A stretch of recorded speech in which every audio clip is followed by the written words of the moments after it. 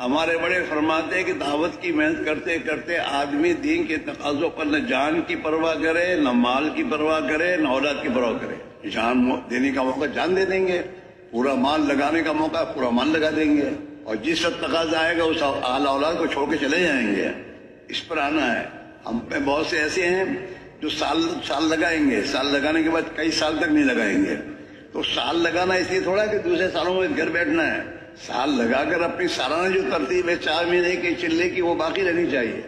4 مہینے لگانے کے معنی ہیں 4 مہینے لگا کر آنے کے بعد اللہ توفیق ہر سال 4 مہینے لگائے، یا کم سے کم سالانہ چلہ تو کسی حال میں نہیں چھوٹنا چاہیے۔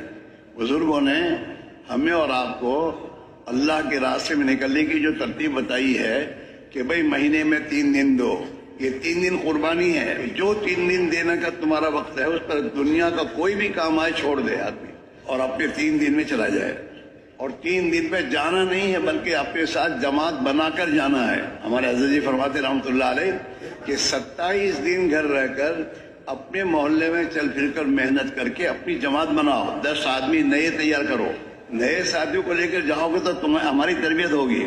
ہمارے بڑے فرماتے ہیں کہ جب پرانا آدمی نئے آدمیوں کو ساتھ لے کے جائے گا تو اس میں اس کی اپنی تربیت ہوگی، اس کی ترقی ہوگی، اور جو نئے ساتھی ان کے ساتھ جائیں گے پرانوں کے ساتھ ان کی تربیت ہوگی۔ نکلنے سے آدمی نہیں بنتا، نکلنا ایک عمل ہے، لیکن نکلنے کے زمانے میں اعمال ہے، اجتماعی اعمال، انفرادی اعمال۔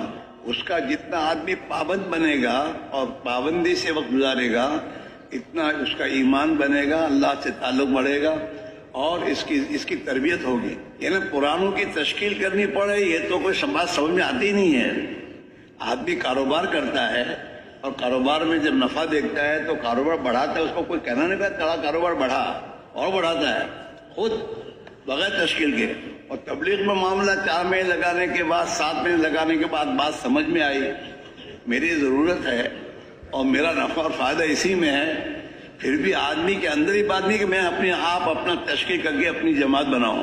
اس دین کی محنت میں لگ کر قربانی دیتے دیتے اس مقام پر پہنچنا ہے جس مقام پر صحابہ نے قربانی دی ہے۔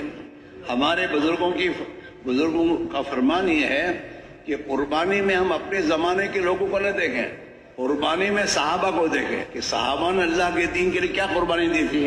صحابہ کی قربانی کا حال تو یہ ہے کہ آج شادی ہوئی ہے، پہلی رات ہے اور اللہ کے دین کا تقاضا آیا تو اپنی دلہن کو چھوڑ کے چل دیے۔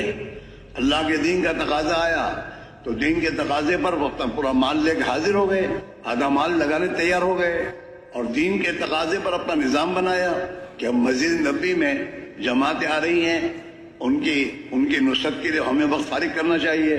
تو صحابہ نے اپنا نظام خود بنایا، آدھا دن اپنے کاروبار کے لیے، آدھا دن مسجد کے لیے، اور آنے والوں کے ساتھ وقت لگانا ہے اعمال میں۔ جو نئے لوگ آتے تھے ان کو دین سکھانا، تعلیم کے حلقوں میں بیٹھ کر ان کو نماز سکھانا اور ان کو کھلانا، اپنا کھلا کر ان کو کھلانا پلانا، اور جب جائیں واپس تو پھر انہیں راستے کا توشہ دینا، ہدیہ دینا اور پھر روانہ کرنا۔ یہ سب چیزیں صحابہ کی زندگی میں تھی، وہ چیز ہماری زندگی میں آنی چاہیے۔